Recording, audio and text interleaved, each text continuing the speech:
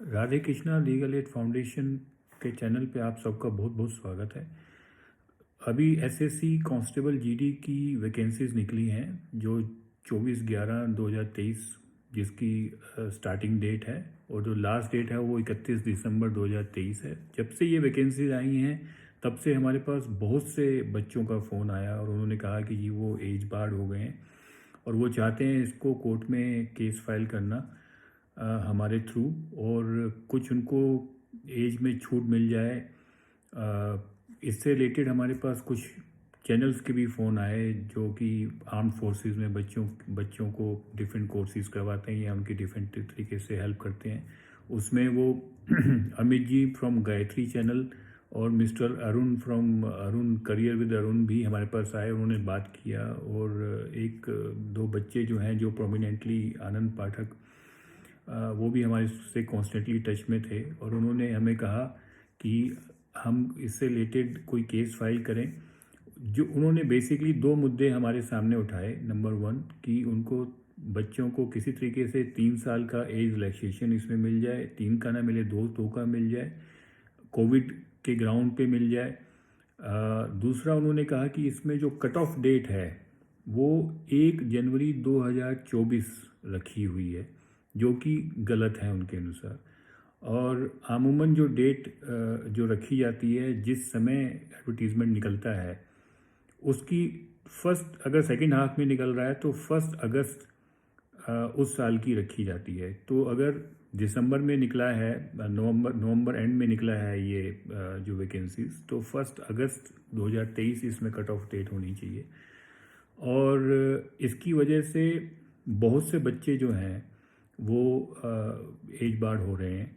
और उनका ये भी कहना था कि अगर 1 अगस्त नहीं तो अगर 24/11 भी अगर वो रख लेते जो इन्होंने नोटिफिकेशन निकाला है तो भी हो सकता है कुछ बच्चे इसमें कवर हो जाते। और अब ऐसी स्थिति बन गई है कि कई बच्चे जो, क्योंकि एज लिमिट जो है वो 18 से 23 साल है अप्लाई करने की, और उसमें कई बच्चे ऐसे हैं जो अभी 18 साल के नहीं हुए हैं बट वो भी फॉर्म भर सकते हैं। और बहुत से बच्चे ऐसे हैं जो कि अभी जिनकी उम्र जो है वो 23 साल भी नहीं हुई है, अभी फॉर्म जब निकले हैं उस समय, बट वो फॉर्म नहीं भर सकते क्योंकि वो 1 जनवरी 2024 को जो है 23 से ऊपर हो जाएंगे। तो उन्होंने कहा कि इसमें कट ऑफ जो एज है वो आर्बिट्रेरी है, वो गलत है, वो चेंज होनी चाहिए। जब इतने बच्चों का हमारे पास फ़ोन आया और बात हुई और हमारे ऑफिस में भी आए, तो हमने इमीडिएटली अपनी टीम को, जो हमारी ऑफिस की टीम है लॉयर्स की, हमने उनको उन पे कान पे लगाया। हमने उनको कहा कि इन पे रिसर्च करें, इस पे पूरा लॉ फाइंड आउट करें कि हम इन बच्चों की किस तरीके से हेल्प कर सकते हैं। तो पूरी रिसर्च करने के बाद आज उन्होंने मुझे जो ब्रीफ किया, तो उन्होंने मुझे बताया कि 2022 में भी जो है वो एसएससी जीडी की वैकेंसीज निकली थी और उसमें 3 साल का एज रिलैक्सेशन कोविड राउंड पे दिया था। तो जब 2022 में एज कोविड राउंड पर अगर एज रिलैक्सेशन 3 साल का ऑलरेडी दे दिया गया है, तो फिर इसका मतलब ये है कि अगर जो नेक्स्ट ईयर निकली है, मतलब इस साल जो निकली है 2023 में, तो वो एज रिलैक्सेशन नहीं मिल सकता कोविड के ग्राउंड पे, क्योंकि वो जब भी मिला है, जब भी हम लोगों ने भी कोर्ट से लिया है, चाहे वो सीआरपीएफ के केस में, चाहे इंडियन आर्मी के केस में, चाहे किसी और फोर्स के केस में, वो हमेशा as a one time measure ही मिला है। क्योंकि कोविड जैसी अनप्रेसिडेंटेड जो सिचुएशन थी उसको देखते हुए कोर्ट ने as a one time measure कि एक बार छूट दी जाएगी कोविड के ग्राउंड पे, एक से ज़्यादा बार छूट नहीं मिल सकती। इसीलिए जब एक बार छूट मिल चुकी है 2022 में, तो दोबारा छूट मिलने का कोई कारण नहीं रह गया है, कोई रीज़न नहीं रह गया है। वो इम्पॉसिबल है कि उस ग्राउंड पे कोई एज रिलैक्सेशन, चाहे वो 1 साल का या 2 साल का या 3 साल का, दिया जाए। तो वो ग्राउंड एग्जिस्ट नहीं करता है हमारे हिसाब से। दूसरा जो है वो ग्राउंड जो हमें बताया गया कट ऑफ का, कि कट ऑफ 1 जनवरी 2024 जो इसमें दी हुई है वो गलत है। उससे रिलेटेड भी मेरे जब टीम ने इस पर रिसर्च की तो उन्होंने मुझे बताया कि ये जो रिक्रूटमेंट स्कीम है जो इस साल आई है, ये मिनिस्ट्री ऑफ होम अफेयर्स ने फॉर्मुलेट की है। ये एसएससी की नहीं है, ये मिनिस्ट्री ऑफ होम अफेयर्स की है। और उन्होंने एसएससी के साथ एक मेमोरेंडम ऑफ अंडरस्टैंडिंग साइन किया है और उनके थ्रू ये एग्ज़ाम कंडक्ट करवा रहे हैं। तो उससे रिलेटेड जब मिनिस्ट्री ऑफ होम अफेयर्स की स्कीम जो उनकी थी उससे रिलेटेड उन्होंने और फर्दर रिसर्च की, तो हमारे पास एक ये revise scheme for common recruitment of constable GD in CAPF and Assam rifles, ये हमें हासिल हुई। ये मैं आपको दिखा रहा हूँ। ये 2015 में बनाई गई थी और 2018 में ये सीआरपीएफ की वेबसाइट पर इसको अपलोड किया गया था। और इसमें जो लिखा हुआ है एलिजिबिलिटी फॉर अपॉइंटमेंट, वो लिखा हुआ है एज। पहली बात तो मैं आपको ये दिखा दूं कि ये लिखा हुआ है, देखिए, constable GD in CAPF, AR, NIA and SSF.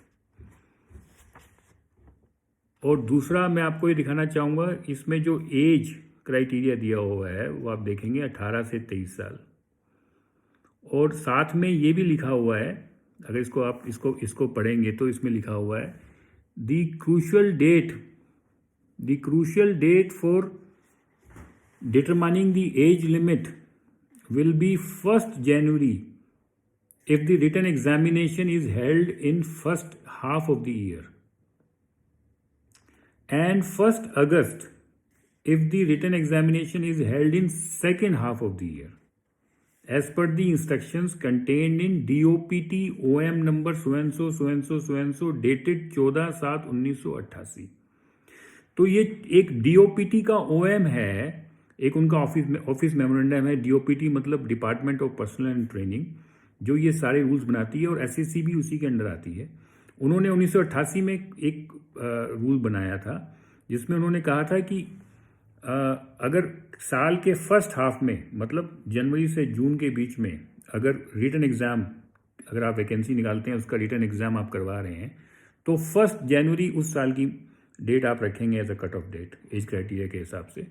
और अगर सेकेंड हाफ में निकाल रहे हैं, मतलब जुलाई टू दिसंबर के बीच में रिटन एग्जामिनेशन आप कंडक्ट कर रहे हैं किसी वैकेंसी का, तो आप जो कट ऑफ डेट है वो 1 अगस्त रखेंगे। इसका मतलब क्लियर है कि वैकेंसी निकालने से नहीं, किस समय आप रिटन एग्जामिनेशन करवा रहे हैं उससे जो है वो क्रूशियल डेट निर्धारित की जाएगी। ये यहाँ पर क्लियरली मेंशन है। मैं आप पढ़ना चाहें इसको एक बार पढ़ लें। मैं इसको 30 सेकेंड्स के लिए रखता हूँ।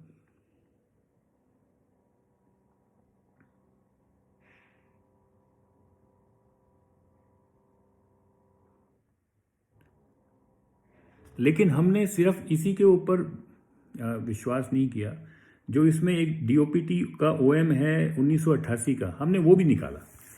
उसको निकालने में बड़ी प्रॉब्लम हुई क्योंकि 1988 का डॉक्यूमेंट था और वो अवेलेबल नहीं था। हमने अपनी टीम को जो है DOPT के गवर्नमेंट ऑफ इंडिया के ऑफिस भेजा, वहाँ से इसको निकलवाया। और ये है वो 14/7/1988 का जो ऑफिस मेमोरेंडम है, जो DOPT का है। आई थिंक ये ऐसे करना चाहिए मेरे को, नहीं ऐसे, ठीक है। ये ऑफिस मेमोरेंडम है। और इस ऑफिस मेमोरेंडम में भी जो है वो एग्जाम्पल देकर भी वही बात की हुई है कि अगर 1 मार्च में नोटिफिकेशन निकलता है 1988 में फॉर एग्जांपल, और जो एग्ज़ाम होना है वो होना है अगर 25 अगस्त को, तो जो डेट रखी जाएगी वो 1 अगस्त रखी जाएगी, क्योंकि वैकेंसी निकली पहले बट रिटन एग्ज़ाम होना है अगस्त में, तो डेट होगी 1 अगस्त। और इसी तरीके से और भी इसमें एग्जाम्पल दिए हुए हैं। ये DOPT का OM है जो CAPF से रिलेटेड ही है, और SSC और UPSC जो एग्ज़ाम करेंगे उसी से रिलेटेड है। और यही बात उसमें ये क्लियर की हुई है कि जब रिटन एग्ज़ाम होगा उस टाइम की डेट के हिसाब से होगा। अब ये जो SSC GD का एग्ज़ाम जो ये वैकेंसी निकली है, इसमें जो रिटन एग्ज़ाम की डेट है वो फरवरी-मार्च 2024 की है। सो इस वजह से जो इन्होंने डेट निर्धारित की है 1 जनवरी 2024, वो इस मेमोरेंडम के हिसाब से, ऑफिस मेमोरेंडम और जो स्कीम बनाई है मिनिस्ट्री ऑफ होम, उसके हिसाब से बिल्कुल सही है, उसमें कुछ गलत नहीं है। तो दोस्तों, इन सब चीज़ों को देखते हुए हम लोग असमर्थ हैं, हेल्पलेस हैं हम लोग, आप लोगों की कोई मदद कर पाएँ या इसमें कोई केस हल कर पाएँ। आप लोगों को ये बात अच्छे से पता है कि हम उन लोगों में से नहीं हैं जो कि जो है बगैर सोचे समझे या बस बच्चों ने कहा और हमने उनके लिए केस जो है हम फाइल कर दें। हम लोग पूरी रिसर्च करके हमारी कोशिश होती है कि जो बच्चों के हित में हो बेस्ट, उनको कोई फॉल्स होप नहीं जाए, उनको कोई गुमराह ना करते हुए, और उनका एक पैसा भी उनका खर्च नहीं हो किसी भी गलत उसमें। तो ये हम लोगों की हमेशा जो है कोशिश रहती है, और उस सब को देखते हुए मेरे हिसाब से इन ग्राउंड्स के ऊपर ये केस डालना कोई समझदारी का काम नहीं है। और बच्चों के अगर इसके अलावा कोई और बच्चों के पॉइंट दिमाग में कोई और पॉइंट आता है तो हम उनको इनवाइट करते हैं कि वो हमें उसको सजेस्ट करें, हम उसको भी कंसीडर करेंगे। अभी थोड़ा टाइम है इसको चैलेंज करने के हिसाब से, क्योंकि जो लास्ट डेट है वो 31 दिसंबर है। और ये जो दो प्रोमिनेंट जो हमारे सामने जो इसमें ऑब्जेक्शंस थे, वो हमारे हिसाब से कोई खास उनमें सेंस नहीं है, वो स्टैंड नहीं करते हैं। बट अगर कुछ और भी अगर पॉइंट है तो वो हमारे साथ शेयर कर सकते हैं, हम उनको कंसिडर करेंगे। और मेरी तरफ से आप सबको बहुत बहुत शुभकामनाएं हैं। आप लोग डिसअपॉइंट ना हो, जो बच्चे नहीं बैठ पाएंगे इसके अंदर, वो और भी दुनिया में बहुत एवेन्यूज़ खुले हुए हैं, बहुत फोर्सेस हैं, बहुत काम है। अपनी मेहनत करते रहें, भगवान आपको जो है वो सफल बनाए। Thank you very much.